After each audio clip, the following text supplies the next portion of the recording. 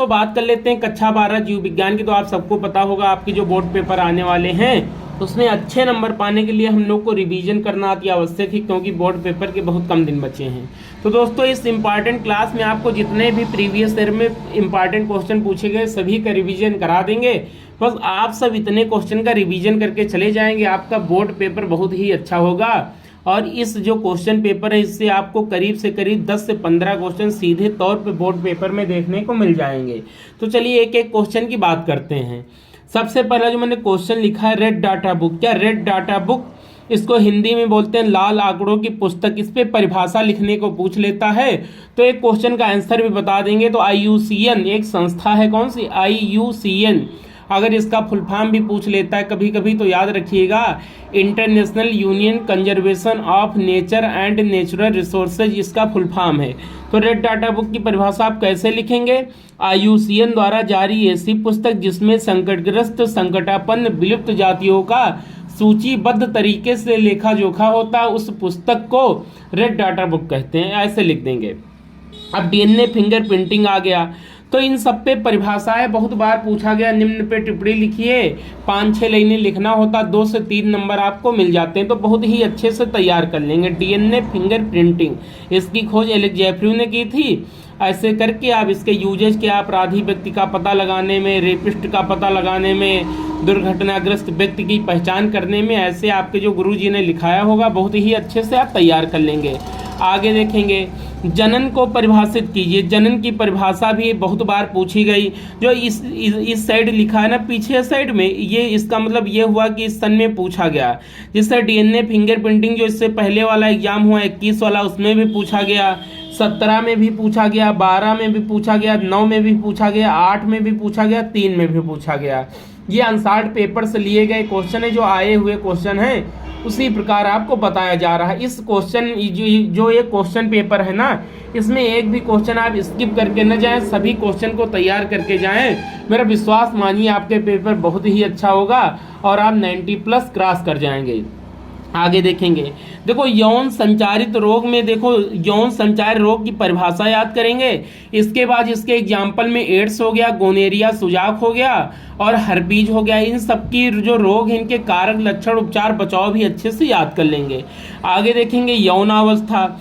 यौनावस्था में जो शरीर में परिवर्तन होते हैं उन्हें गौण लैंगिक लक्षण बोलते हैं। तो महिला तथा पुरुष में जो गौण लैंगिक लक्षण है उनको भी आप अच्छे से तैयार कर लेना। आगे देखेंगे विभ्रमक औषधियाँ, ये भी पूछा गया। वे औषधियाँ जिन्हें लेने से भ्रम उत्पन्न होता है उन्हें विभ्रमक औषधियाँ कहते हैं, भी आप अच्छे से याद कर लेंगे। आगे बायोगैस, तो बायोगैस विभिन्न गैसों का मिश्रण है। इसमें मुख्य रूप से मीथेन गैस पाई जाती है या कृषि अपशिष्ट तथा जैव अपशिष्ट से प्राप्त होती है। इसमें जो पाया जाने वाला जीवाणु है उसे मेथेनोजन बैक्टीरिया बोलते हैं, जो अपशिष्ट पदार्थों से रासायनिक क्रिया द्वारा मेथेन में बदल देता है। तो बैक्टीरिया का नाम भी याद रखेंगे और जब बोर्ड पेपर में लिखेंगे तो मेथेनोजन बैक्टीरिया का नाम ब्लैक पेन से लिख देंगे। आगे देखेंगे जैवमंडल आरक्षित क्षेत्र भी बहुत बार पूछा गया, ये भी आप बहुत ही अच्छे से लिख देंगे। और जो पुष्प की, दिख रहा है ना आप सबको, एक मिनट, और जो पुष्प की संरचना है लांग में 7 नंबर में पूछा जाता है। तो सबसे पहले इसका फिगर बनाएंगे। जो इसके बाद सबसे नीचे वाला क्या हो गया, पुष्पवृंत हो गया, फिर पुष्पासन हो गया, फिर बाह्य दलपुंज हो गया, फिर दलपुंज हो गया, फिर जायांग हो गया, फिर पुमंग हो गया, जायांग के भाग हो गया, स्त्री केसर, जायांग के कौन कौन से भाग, सबसे ऊपर वाला वर्तिकाग्र हो गया, नीचे वर्तिका हो गया, उसके नीचे अंडाशय हो गया, और पुमंग के 3 भाग हो गए। सबसे ऊपर वाला परागकोश हो गया, और जो परागकोश और पुतंतु को आपस में कनेक्ट करते हैं उसे योजी बोलते हैं। सबसे नीचे वाला योजी हो गया, योजी नहीं पुतंतु हो गया। इन सबके कार्य अच्छे से याद कर लेंगे, बहुत ही अच्छे से याद कर लेंगे, विद फिगर याद कर लेंगे। आगे देखेंगे, अब अगला क्या है, लीवर सिरोसिस। जो अल्कोहल का ज़्यादा सेवन करते हैं उनके लीवर का आकार बढ़ जाता, फैटी लीवर हो जाता, जिसे लीवर सिरोसिस के नाम से जानते हैं, भी आप अच्छे से तैयार कर लेंगे। अंग प्रत्यारोपण की परिभाषा तैयार कर लेंगे, इसके प्रकार याद कर लेंगे, पर प्रत्यारोपण, स्व प्रत्यारोपण।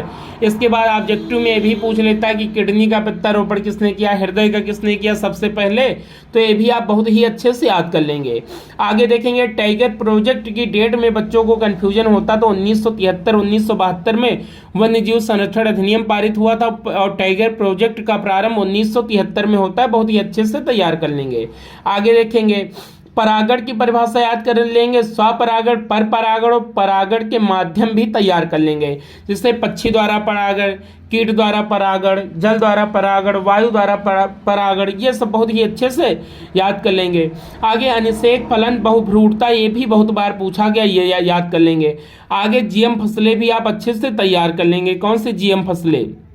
फिर देखेंगे बीटी फसलें भी पूछा गया, बीटी फसलों में भी पूछ लेता है कि जो बीटी फसलें किससे प्राप्त की जाती हैं, जीवाणु से या वायरस से, कवक से, प्रोटोजोआ से। तो जो बीटी फसलें होती हैं उन्हें किसके द्वारा प्राप्त किया जाता है, तो जीवाणु से। जीवाणु कौन सा है, तो जीवाणु का नाम क्या है, बैसिलस थुरिंजेंसिस नामक जीवाणु से प्राप्त किया जाता है, ये भी आप याद कर लेंगे।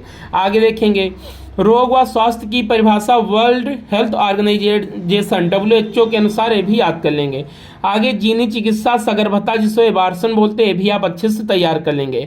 परगनली शिशु की परिभाषा तैयार करेंगे, और जब बोर्ड पेपर में लिखना होगा तो नोट में ये भी लिख देंगे कि भारत में जन्म लेने वाले प्रथम परगनली शिशु का नाम कनुप्रिया अग्रवाल तथा डॉक्टर का नाम सुभाष मुखर्जी है तथा विश्व में जन्म लेने वाले प्रथम परगनली शिशु का नाम लूसी जॉय ब्राउन तथा डॉक्टर का नाम स्टेप्टो एडवर्ड था, ये भी आप याद कर लेंगे और बोर्ड पेपर में लिख देंगे। आगे परगनली शिशु हो गया। आगे हार्ट स्पॉट याद कर लेंगे, और हार्ट स्पॉट में ये भी याद कर लेंगे कि भारत में कुल 3 हार्ट स्पॉट हैं, पूर्वी घाट, पश्चिमी घाट और इंडो बर्मा। विश्व में इनकी संख्या 34 से, ये भी पूछ लेता, कभी कभी ऑब्जेक्टिव में संख्या ही पूछ लेता है। आगे मेंडल के नियम याद कर लेंगे।